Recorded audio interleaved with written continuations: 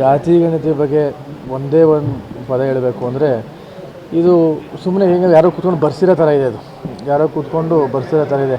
ಇದಕ್ಕೆ ಯಾವ ಸೈಂಟಿಫಿಕ್ ಡೇಟಾನೂ ಇಲ್ಲ, ಅದಕ್ಕೆ ಸಪೋರ್ಟಿವ್ ಆಗಿರೋ ಒಂದು ಎವಿಡೆನ್ಸ್ ಏನೂ ಇಲ್ಲ. ಸುಮ್ಮನೆ ನನ್ನ ದೃಷ್ಟಿಲಿ ಯಾರೋ ಒಬ್ಬರು ಕೂತ್ಕೊಂಡು IAS KS ರಿಟೈರ್ಡ್ ಅಥವಾ ಪ್ರಮೋಟೆಡ್ KS ಆಫೀಸರ್ನ ಕೂರಿಸ್ಕೊಂಡು ಬರ್ಸಿ ಅದನ್ನು ನಂತರ ಈಗ ಮಂಡನೆ ಮಾಡೋಕ್ಕೆ ರೆಡಿ ಮಾಡ್ಕೊಂಡಿದ್ದಾರೆ ಅಂತ ಹೇಳ್ಬೋದು. ಒಂದು ವಿಷಯ ಮಾತಾಡಬೇಕಂದ್ರೆ ಏನು ಜಾತಿ ಗಣತಿ ಬಗ್ಗೆ ಪ್ರಸ್ತಾಪ ಮಾಡ್ತಾ ಇದ್ದಾರೆ, ಇದು ಇವತ್ತು ಹೊಸತೇನಲ್ಲ. ಸುಮಾರು ಒಂದು 4 ವರ್ಷದಿಂದ ನಡೀತಾ ಇದೆ.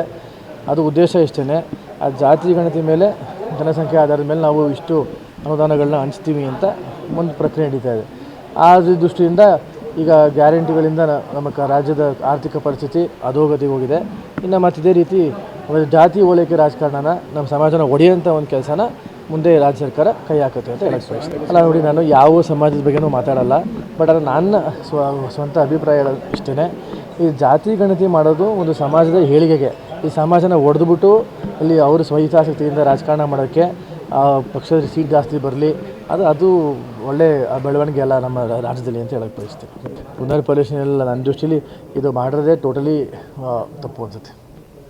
ಅದೇ ಹೇಳಿದ್ನಲ್ಲ, ಯಾರೋ ಕೂತ್ಕೊಂಡು ರಿಟೈರ್ಡ್ KS ಆಫೀಸರು ಅಥವಾ IAS ಆಫೀಸರ್ ಕೂತ್ಕೊಂಡು ಬರ್ಸಿರೋ ಥರ ಇದೆ ಅಷ್ಟೇ. ಜಾತಿ ಗಣತಿ ಬಗ್ಗೆ ಒಂದೇ ಒಂದು ಪದ ಹೇಳಬೇಕು ಅಂದರೆ ಇದು ಸುಮ್ಮನೆ ಹಿಂಗೆ ಯಾರೋ ಕೂತ್ಕೊಂಡು ಬರ್ಸಿರೋ ಥರ ಇದೆ. ಅದು ಯಾರೋ ಕೂತ್ಕೊಂಡು ಬರ್ಸಿರೋ ಥರ ಇದೆ. ಇದಕ್ಕೆ ಯಾವ ಸೈಂಟಿಫಿಕ್ ಡೇಟಾನೂ ಇಲ್ಲ, ಅದಕ್ಕೆ ಸಪೋರ್ಟಿವ್ ಆಗಿರೋ ಒಂದು ಎವಿಡೆನ್ಸ್ ಏನೂ ಇಲ್ಲ. ಸುಮ್ಮನೆ ನನ್ನ ದೃಷ್ಟಿಲಿ ಯಾರೋ ಒಬ್ಬರು ಕೂತ್ಕೊಂಡು IAS KS ರಿಟೈರ್ಡ್ ಅಥವಾ ಪ್ರಮೋಟೆಡ್ KS ಆಫೀಸರ್ನ ಕೂರಿಸ್ಕೊಂಡು ಬರ್ಸಿ ಅದನ್ನು ನಂತರ ಈಗ ಮಂಡನೆ ಮಾಡೋಕ್ಕೆ ರೆಡಿ ಮಾಡ್ಕೊಂಡಿದ್ದಾರೆ ಅಂತ ಹೇಳ್ಬೋದು. ಒಂದು ವಿಷಯ ಮಾತಾಡಬೇಕಂದ್ರೆ ಏನು ಜಾತಿ ಗಣತಿ ಬಗ್ಗೆ ಪ್ರಸ್ತಾಪ ಮಾಡ್ತಾ ಇದ್ದಾರೆ, ಇದು ಇವತ್ತು ಹೊಸತೇನಲ್ಲ. ಸುಮಾರು ಒಂದು 4 ವರ್ಷದಿಂದ ನಡೀತಾ ಇದೆ. ಅದು ಉದ್ದೇಶ ಇಷ್ಟೇ, ಆ ಜಾತಿ ಗಣತಿ ಮೇಲೆ ಜನಸಂಖ್ಯೆ ಆಧಾರದ ಮೇಲೆ ನಾವು ಇಷ್ಟು ಅನುದಾನಗಳನ್ನ ಹಂಚ್ತೀವಿ ಅಂತ ಒಂದು ಪ್ರಕ್ರಿಯೆ ನಡೀತಾ ಇದೆ. ಆ ದೃಷ್ಟಿಯಿಂದ ಈಗ ಗ್ಯಾರಂಟಿಗಳಿಂದ ನಮ್ಮ ರಾಜ್ಯದ ಆರ್ಥಿಕ ಪರಿಸ್ಥಿತಿ ಅಧೋಗತಿಗೆ ಹೋಗಿದೆ. ಇನ್ನು ಮತ್ತು ಇದೇ ರೀತಿ ಜಾತಿ ಓಲೈಕೆ ರಾಜಕಾರಣನ ನಮ್ಮ ಸಮಾಜನ ಒಡೆಯೋಂಥ ಒಂದು ಕೆಲಸನ ಮುಂದೆ ರಾಜ್ಯ ಸರ್ಕಾರ ಕೈ ಹಾಕುತ್ತೆ ಅಂತ ಹೇಳಕ್ಕೆ ಬಯಸ್ತೇನೆ. ಅಲ್ಲ ನೋಡಿ, ನಾನು ಯಾವ ಸಮಾಜದ ಬಗ್ಗೆನೂ ಮಾತಾಡಲ್ಲ, ಬಟ್ ಅದು ನನ್ನ ಸ್ವಂತ ಅಭಿಪ್ರಾಯ ಇಷ್ಟೇ.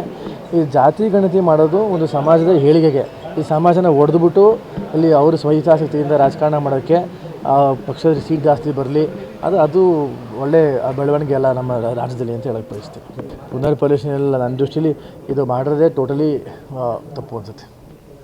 ಅದೇ ಹೇಳಿದ್ನಲ್ಲ, ಯಾರೋ ಕೂತ್ಕೊಂಡು ರಿಟೈರ್ಡ್ KS ಆಫೀಸರು ಅಥವಾ IAS ಆಫೀಸರ್ ಕೂತ್ಕೊಂಡು ಬರ್ಸಿರೋ ಥರ ಇದೆ ಅಷ್ಟೇ. ಕನ್ನಡಿಗರ ನೆಚ್ಚಿನ News 18 ಕನ್ನಡ ಈಗ ವಾಟ್ಸ್ಆಪ್ನಲ್ಲೂ ಲಭ್ಯ. ಕರ್ನಾಟಕ, ದೇಶ ವಿದೇಶಗಳ 360 ಡಿಗ್ರಿ ಸುದ್ದಿಯ ವಿವರಗಳನ್ನ ನಿಮ್ಮ ಕೈ ಬೆರಳುಗಳಲ್ಲೇ ಪಡಿಲಿಕ್ಕೆ ಈ QR ಕೋಡ್ ಅನ್ನ ಸ್ಕ್ಯಾನ್ ಮಾಡಿ, ನಮ್ಮ ಚಾನಲ್ ಫಾಲೋ ಮಾಡಿ, ನೋಟಿಫಿಕೇಶನ್ ಆನ್ ಮಾಡಿ.